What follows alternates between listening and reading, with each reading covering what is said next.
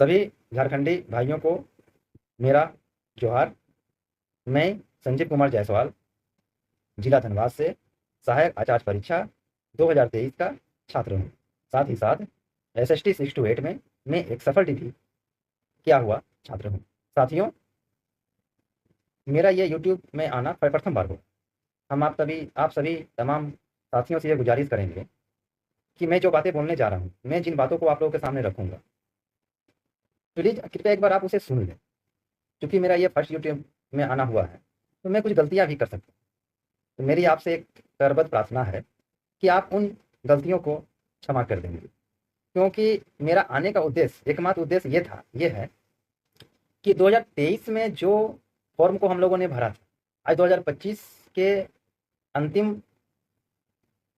4 महीनों में हम आ गए हैं। 2025 भी आने वाले 3-4 महीने के बाद ये वर्ष भी लास्ट हो जाएगा। लेकिन इन 2.5 वर्षों में हमारी नियुक्ति अभी तक पूर्ण हुई नहीं, और तमाम हमारी नियुक्तियाँ विवादास्पद रही। आज भी हम छात्र सफल होकर के जेएसएससी के कार्यालय में घूम रहे हैं, मुख्यमंत्री आवास का घेराव कर रहे हैं, हम शिक्षा विभाग का घेराव कर रहे हैं, लेकिन क्या हमें कुछ नतीजा प्राप्त हो रहा है? नतीजा वही ढाक के दिन पात वाली हो रही है। कभी हम लोगों ने ये कोशिश किया कि आखिर हम आज इस स्थिति में क्यों पहुंच गए हैं? आखिर इस स्थिति तक हमें पहुंचाने का जिम्मेदार कौन है? साथियों, कहीं ना कहीं हम खुद इसके जिम्मेदार हैं। आज हमारा धरना प्रदर्शन सामूहिक ना होकर के कुछ गुटों में बट गया। जो फर्स्ट मेरिट लिस्ट वाले से जो बाहर हुए हैं, उन लोगों ने अपना एक अलग गुट बना लिया है। वो समय मौका गैर मौका वो कभी शिक्षा विभाग की ओर जा रहे हैं, कभी जेएसएससी ऑफिस में सचिव साहब से मिल रहे हैं, कभी 5-10 के ग्रुप में, कभी वो जो है सो शिक्षा विभाग, मुख्यमंत्री आवास सहित तमाम सरकारी जगहों पर घूम रहे हैं।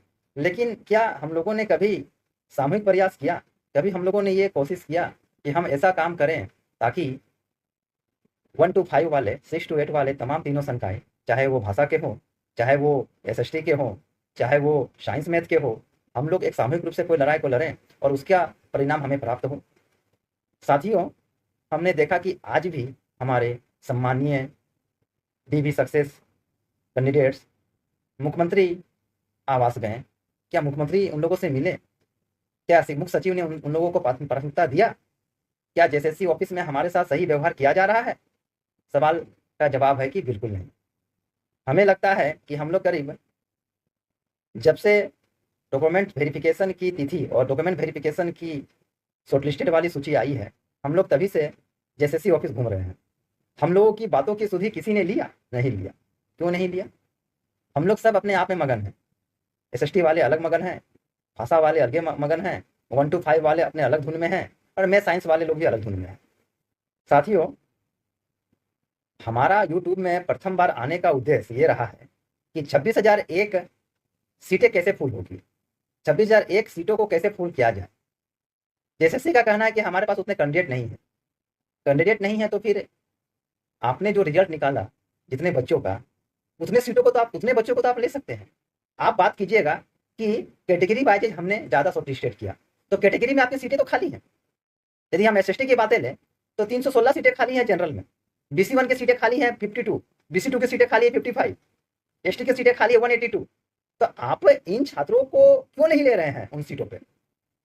आपने, हाईकोर्ट ने जितने सीटों को केस के द्वारा रिजर्व रखने के बारे बोला गया है, आपने उससे कई गुना ज्यादा आपने रिजर्व रख दिया है सीट। आखिर ऐसा क्यों? आखिर नियम को बीच में क्यों चेंज किया गया? सुप्रीम कोर्ट के 30 जनवरी 2025 के आदेशानुसार आपको पूरी सीट को फुलफिल करनी है, और बीच में आप नियम को चेंज नहीं कर सकते हैं, बट आपने चेंज किया। क्यों किया वो समझ से परे है। आपने जो प्रदीप कुमार वर्सेस दिल्ली सरकार एनटीसी का जो आपने उदाहरण दिया केस का, वो उदाहरण महाशय यहाँ सटीक नहीं बैठता है। सुप्रीम कोर्ट के एक हियरिंग में जो हमारे साथी लोग के द्वारा जाके कराया जा रहा है केस, एक हियरिंग में आपका ये चीज हट जाएगा। हमें उस फैसले को चुनौती नहीं देना है। वो चुनौती देने लायक वो चीज अलग थी। हमारा सिलेक्शन का प्रोसेस अलग है। वो एक अलग राज्य के परीक्षार्थी द्वारा एक अलग राज्य में आरक्षित सूची में अपना चयन करने हेतु उसने आवेदन दिया, जबकि उसने केट पास, सीटेट पास आरक्षित सूची में किया था। वो नियम हमारा झारखंड में लागू नहीं होगा। इस बात शिक्षा विभाग के द्वारा जो रिजल्ट जेएसएससी से दबाव बना के निकलवाया गया, जिस पर यह स्पष्ट रूप से लिखा गया कि शिक्षा विभाग के आदेश अनुसार हम रिजल्ट को पब्लिश कर रहे हैं। ये चीज जो किया गया है, ये सुप्रीम कोर्ट के उस आदेश का भी उल्लंघन है जिस आदेश के तहत आपने ये रिजल्ट दिया। ये पूरी तरह से सरासर ये त्रुटिपूर्ण आपकी कार्यवाही है। वो नियम हमारे झारखंड में वो नियम लागू नहीं होगा सर। आखिर आपने ऐसा क्यों किया? सुप्रीम कोर्ट में हमारे बहुत साथी जा रहे हैं, विभिन्न समूहों में जा रहे हैं, अच्छी बात है। हाईकोर्ट में करीब दर्जनों की संख्या में केस दर्ज किया गया, अच्छी बात है। लेकिन आखिर क्या कारण है कि हम लोगों ने इतना जो केस मुकदमा किया, कोई भी एक जजमेंट हमारे पक्ष में जो आया है, जो भी जजमेंट, उन जजमेंटों को आधार बना के जेएसएससी ने या शिक्षा विभाग ने एक भी पॉइंट को इम्प्लीमेंट किया? क्या उन्होंने 50% से बिलो वालों को नियुक्तियां दी मेरिट लिस्ट में? क्या उन लोगों ने 2 इयर्स बीएड को मान्यता दिया, जबकि हाईकोर्ट का ये ऑर्डर था कि 2 इयर्स बीएड को मान्यता दे? क्या सुप्रीम कोर्ट ने ये कहा कि हमने तो 50% बिलो वाला को कभी उस टॉपिक को छुआ ही नहीं? तो जेएसएससी किस आधार पर उस टॉपिक को मान करके 50% से बिलो वाला को उसने रोक के रखा है?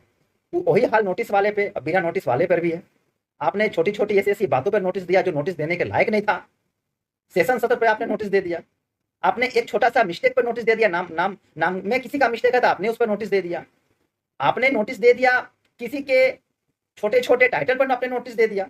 इन नोटिसों का कोई औचित्य नहीं था। जब हमारे छात्र बंधु के द्वारा, कैंडिडेट्स के द्वारा जब उन नोटिसों का जवाब दे दिया गया है, तो माननीय जेएसएससी महोदय, जेएसएससी के तमाम अधिकारी और शिक्षा विभाग का अधिकारी, आप लोगों ने अभी तक उस आधार पर रिजल्ट क्यों नहीं निकाला? आप 6 to 8 का भाषा का रिजल्ट देते हैं 813, एसएसटी का रिजल्ट देते हैं 2733, पूर्व के रिजल्ट से 400 कम, भाषा में पूर्व के रिजल्ट से 400-500 कम। वही हाल साइंस वाले का है।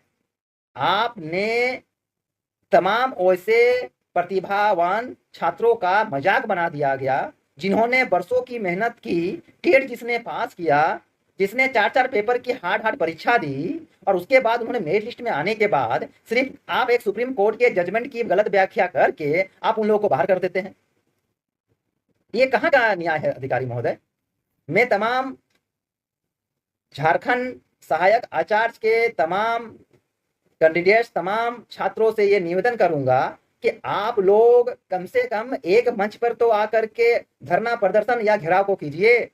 हमने कहीं कभी नहीं देखा कि साइंस वाले, एसएसटी वाले, भाषा वाले और 1 to 5 वाले जिनका डीबी सक्सेस हो गया हो, उन्होंने एक मंच पर आकर के कभी कोई धरना प्रदर्शन किया हो। हम लोग जब जाते हैं कहीं भी जेएसएससी में या शिक्षा विभाग के पास, हमारी संख्या 10, 20, 50 की होती है। क्या वो संख्या हमारा 1500, 2000, 3000 का नहीं हो सकता है? रो मार्क्स वाले का ये डिमांड है कि हमें भी नियुक्ति में शामिल किया जाए। बिल्कुल शामिल किया जाना चाहिए। यदि नॉर्मलाइजेशन के बाद छात्र नहीं मिलते हैं तो सुप्रीम कोर्ट में एक दया याचिका दायर करके उन भाइयों के पक्ष में एक फैसला लिया जाए कि जिनका रो मार्क्स है उनको भी नियुक्ति में शामिल किया जाए। इसके लिए हमें सुप्रीम कोर्ट से एक दया प्रार्थना याचिका दायर करनी होगी, और सुप्रीम कोर्ट जब ये देखेगा कि सीट हमारा 10,000 खाली है नॉर्मलाइजेशन और डीबी के बाद, तो सुप्रीम कोर्ट स्वतः वो ऑर्डर देगा कि रो मार्क्स वालों को भी लिया जाए नियम के तहत। मैं तमाम छात्र और अपने सहपाठियों और तमाम कैंडिडेट जो हैं झारखंड सहायक आचार्य वाले, आप लोगों से मेरा नम्र निवेदन है कि एक मंच पर आइए, एक मंच पर शामिल होइए। जिनका डीबी सक्सेस हुआ है वो भी, और जो फर्स्ट मेरिट लिस्ट से बाहर है वो भी, अपना व्यक्तिगत हित को छोड़िए, अपना व्यक्तिगत तमाम चीजों को हटाइए और एक मंच पर आइए। अभी तक आप लोगों ने 20 बार घेराव किया मुख्यमंत्री आवास का, जेएसएससी का, शिक्षा विभाग का, क्या रिजल्ट निकला? हम लोग को वहां पे बुरी तरह से प्रताड़ित और बेइज्जत करके निकाला जा रहा है हर एक विभाग से। हम लोग एमए, डबल एमए, पीएचडी भी हमारे साथ ही कुछ लोग किए हुए हैं, टेट 2 पास किए हैं 2013, 2016 में। इसके बावजूद भी हम लोग के साथ बिल्कुल गधा से भी बदतर व्यवहार क्यों किया जा रहा है झारखंड सरकार के द्वारा, यह सोचनीय का विषय वस्तु है। इसका अर्थ एक ही है, इसका मतलब एक ही होता है कि हम इकट्ठा नहीं हैं, हम एक साथ नहीं हैं।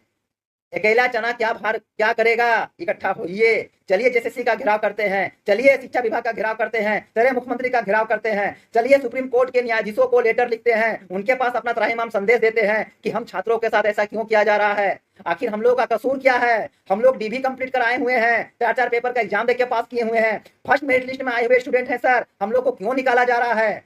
अभी आने वाला 10-15 दिन में सेकंड लिस्ट आने वाली है। आपको पता है सेकंड लिस्ट किनका आएगा? आप क्या क्या किन्हीं को क्लियर पता है सेकंड लिस्ट किनका आएगा? किन्हीं को जानकारी नहीं है। जो कुछ जानकारियां आ रही हैं, सेकंड लिस्ट आ रहा है फिंगरप्रिंट मिसमैच वालों का। सेकेंड सेकेंड लिस्ट में कुछ वैसे छात्र को सम्मिलित किया जा रहा है जिनको नोटिस दिया गया था, जिन्होंने नोटिस का सही से जवाब दे दिया। कुछ छात्र शायद वैसे शामिल हो जाए, 2 4 10 ऐसे छात्रों को भी शामिल किया जा सकता है जो फर्स्ट मेरिट लिस्ट से बाहर थे। लेकिन क्या तमाम उन उन लगभग 400 छात्र जो एसएसटी में हैं बाहर हुए हैं, तमाम करीब 250 छात्र जो साइंस में बाहर हुए हैं, तमाम जो 300 छात्र 300 400 छात्र जो भाषा में हटे हैं, तमाम वो 700 800 छात्र जो आपका 1 to 5 में हटे हैं, तमाम डीबी सक्सेस वाले छात्रों, क्या उतने लोगों को जेएसएससी लेगा?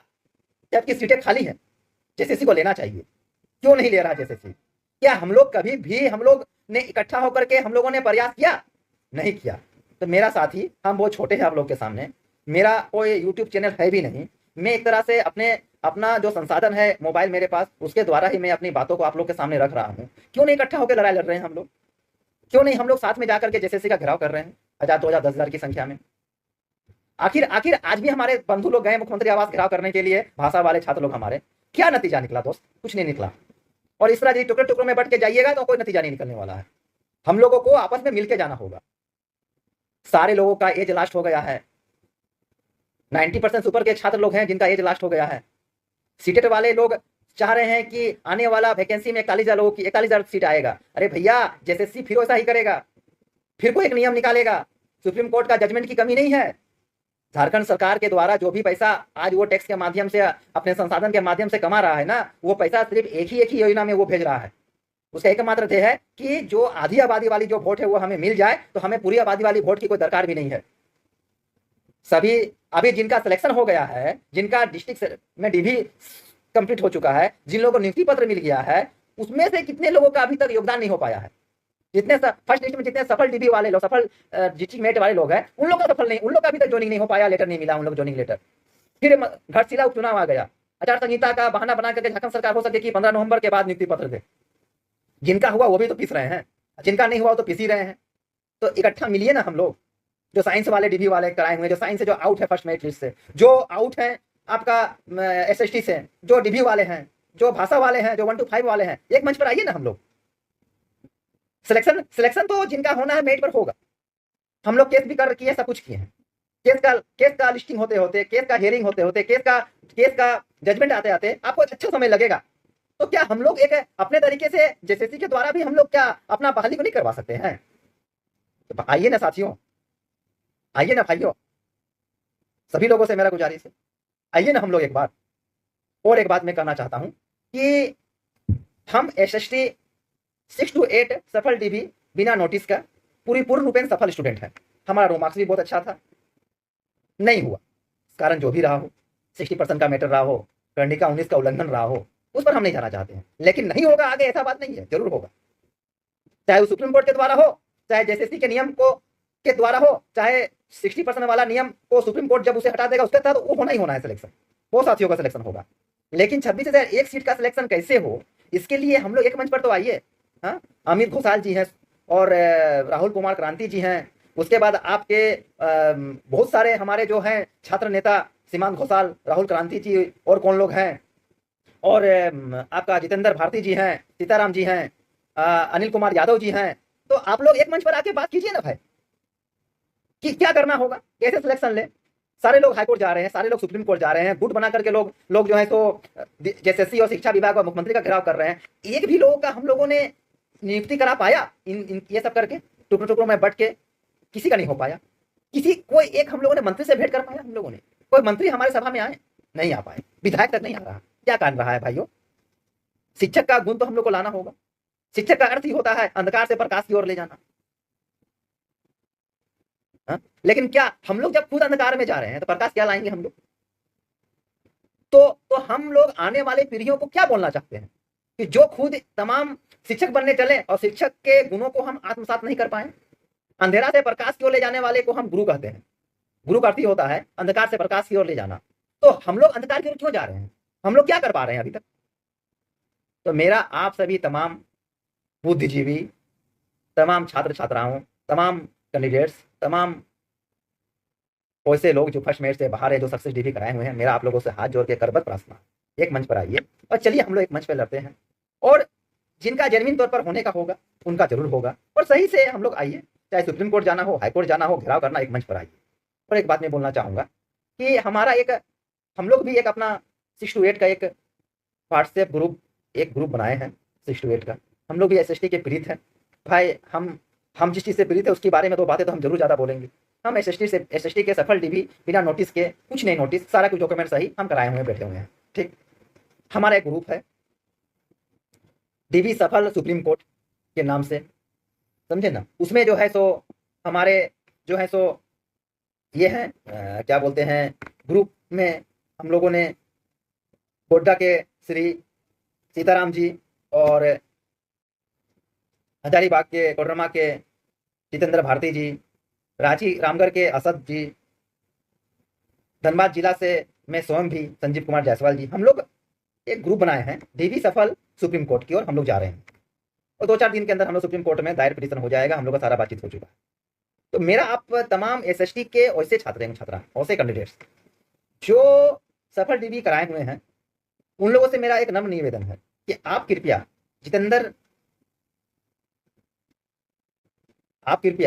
सीताराम जी जो गोड्डा वाले हैं और भारती जी कोडरमा वाले हैं, या मेरा स्वयं से आप कंसल्ट करके यदि कोई 6 to 8 वाले कोई यदि इस डीवी सक्सेस ग्रुप से जुड़ना चाहें तो प्लीज जुड़ जाएं।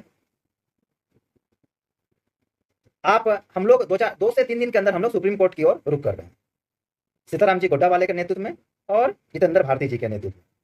तो हमारा ये कहना है कि कृपया आप लोग जो है सो इस ग्रुप से यदि जुड़ना चाहते हैं तो जुड़ जाएं, क्योंकि हम लोग भी अपना एक संगठन तैयार करके सुप्रीम कोर्ट जा रहे हैं।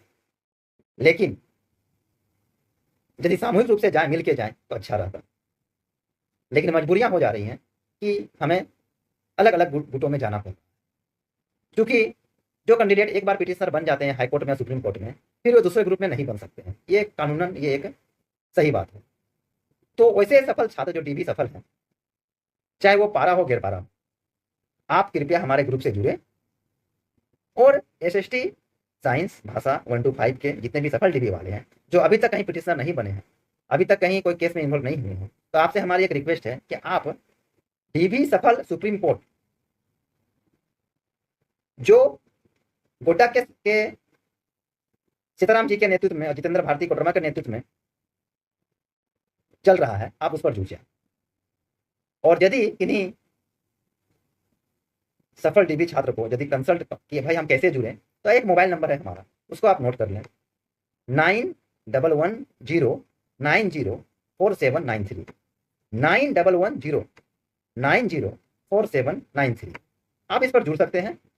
हम इस संगठन इस ग्रुप के सर्वे सर्वा हम नहीं हैं, हम as a member, as a petitioner हम इस पर हैं।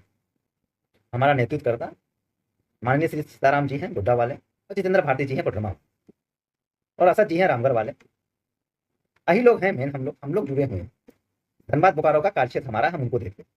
इस नंबर पर आप कंसल्ट कर लीजिए और आप जुड़ सकते हैं। बस साथियों, हम छात्र चट्टानी एकता के साथ रहें। इन्हीं चंद शब्दों के साथ मैं अपनी वाणी को विराम देता हूं। आप सभी संघर्षशील छात्र छात्राओं को मेरा हुल जोहार, मेरा जोहार, सभी की नियुक्तियां हो जाएं। इन्हीं चंद शब्दों के साथ मैं आपसे विदा लेता हूं। भूल चूक माफ कीजिएगा, पहला बार आया हूं यूट्यूब में, कृपया माफ कर दीजिएगा यदि कुछ गलती निकल गया हो। बड़े बुजुर्गों को मेरा प्रणाम, सभी को मेरा नमस्कार।